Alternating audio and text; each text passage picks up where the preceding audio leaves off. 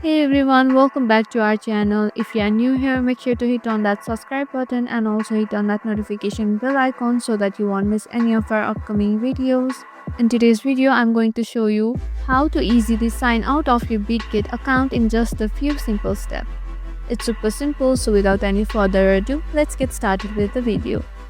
First, open the Bitget app on your device and make sure that you are logged into your account before proceeding. Once you are on the home page, look for the profile icon. This is usually located in the top left corner of your screen, where your account settings are. Click onto your profile icon and you'll be led to a new interface with several options related to your account. From there, click onto this arrow next to your profile icon. A drop-down menu will appear on your screen. From the drop-down menu, select the Logout option. This will sign you out of your Bitget account.